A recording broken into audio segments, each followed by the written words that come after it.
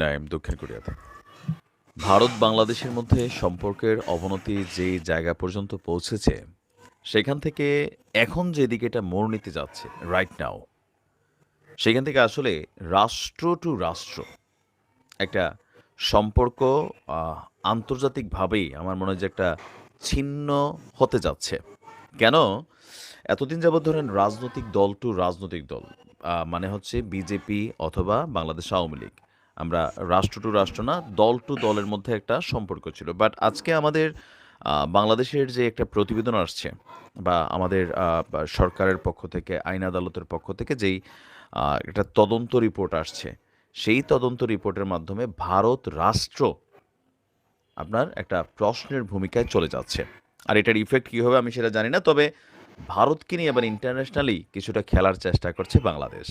আর এতে এই যে খেলার চেষ্টা করছে, আমরা এই কারণে বলছি যেটার পিছনে যথেষ্ট এভিডেন্সগত ইস্যু আছে দাবি করা হয়েছে আমাদের সরকারের পক্ষ থেকে।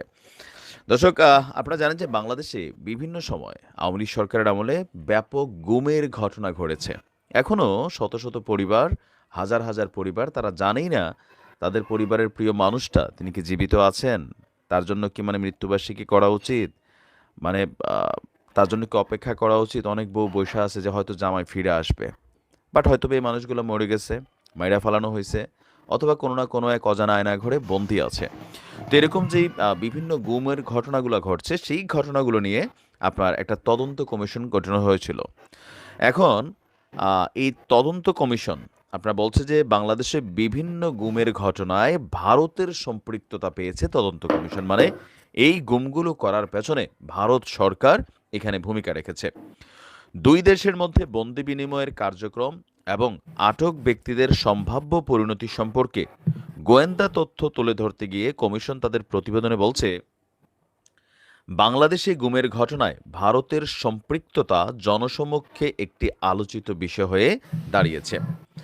সাবেক বিচারপতি মাইনুল ইসলাম চৌধুরীর নেতৃত্বে 5 সদস্যের কমিশন সম্প্রতি সত্য উদ্ঘাটন শিরোনামে প্রতিবেদনটি রাষ্ট্রীয় অতিথি ভবন যমুনায় ডক্টর মোহাম্মদ ইউনূসের কাছে হস্তান্তর করেছে। কমিশন বলছে, আইন শৃঙ্খলা রক্ষা বাহিনীর মধ্যে এই বিষয়ে একটি জোরালো ইঙ্গিত রয়েছে যে কিছু বন্দী এখনও ভারতের জেলে থাকতে পারে। তাহলে ভারতের জেলে কিভাবে গেল? কমিশন বলছে, আমরা পররাষ্ট্র এবং স্বরাষ্ট্র মন্ত্রণালয়কে অনুরোধ করছি যেন তারা এখনও ভারতে যারা বন্দী অবস্থায় আছে বা থাকতে পারে এমন যে কোনো বাংলাদেশিকে খুঁজে বের করার জন্য যেন সাধ্যমতো চেষ্টা করে। বাংলাদেশের সীমানার বাইরেও এই বিষয়টি নিয়ে তদন্ত করা আপনার কমিশনের কাজ না, এটার জন্য পররাষ্ট্র মন্ত্রণালয় যারা, এটা তাদের মাধ্যমে করতে হবে। প্রতিবেদনে উল্লেখিত দুটি বহুল আলোচিত গুমের ঘটনা এই কার্যক্রম কিভাবে পরিচালিত হয়েছিল তা বোঝার জন্য গুরুত্বপূর্ণ প্রমাণ সরবরাহ করে। একটি হলো বাংলাদেশ সুপ্রিম কোর্ট প্রাঙ্গণ থেকে অপহৃত হয়ে ভারতের কারাগারে উপস্থিত হওয়া সুখরঞ্জন বালির ঘটনা, মাওলানা দেলোয়ার হোসেন সাইদির যে একজন সাক্ষী ছিল।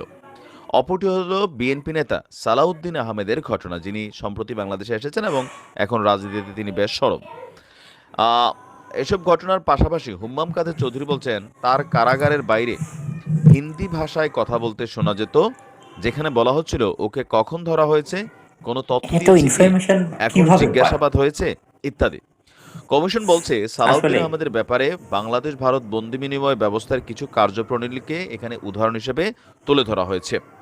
2015 সালে উত্তরায় লুকিয়ে থাকার পর তিনি আটক হওয়ার পর জানান যে তাকে একটি পরিত্যক্ত সেলে আটকে রাখা হয়েছিল, যেখানে একটি গর্ত ছিল যা টয়লেট হিসেবে ব্যবহৃত হতো। তাকে দেওয়া কম্বলটিতে আপনার টিএফআই অক্ষরগুলো লেখা ছিল, যা টাস্ক ফোর্স ফর ইন্টারোগেশনের ইঙ্গিত বহন করে। ওই সময় একমাত্র সক্রিয় টিএফআই কেন্দ্রটি ছিল র্যাব গোয়েন্দা শাখার তত্ত্বাবধানে, যা র্যাব সদর দপ্তরের অধীনে পরিচালিত হতো। তো এখানে নানান বিষয় থেকে যেটা এখানে ফোকাস করা হয়েছে যে গত 15 বছর বাংলাদেশে যে সকল রাষ্ট্রীয় গুরুত্বপূর্ণ ব্যক্তি বা বিভিন্ন কারণে ভারতের জন্য হুমকি হতে পারে, ওয়াজ মাহফিল, অনেক কিছুতে অনেক ঘটনা ঘটছে।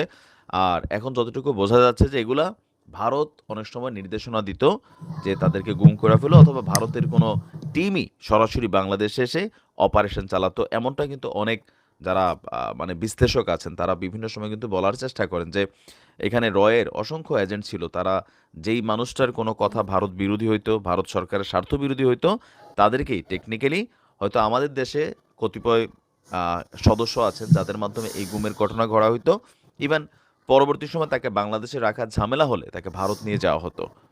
তো আমরাও এই বিষয়গুলো অবশ্যই স্পষ্ট এগুলার বিচার চাই এবং কি একটা পরিষ্কার পরিচ্ছন্ন তদন্ত রিপোর্ট চাই। ইভেন যারা বাংলাদেশের বিভিন্ন জায়গায় এখনো আয়নাঘরে বন্দি আছে তাদের মুক্তি চাই। কারণ সরকার আসছে ৪ মাস হয়ে গেছে।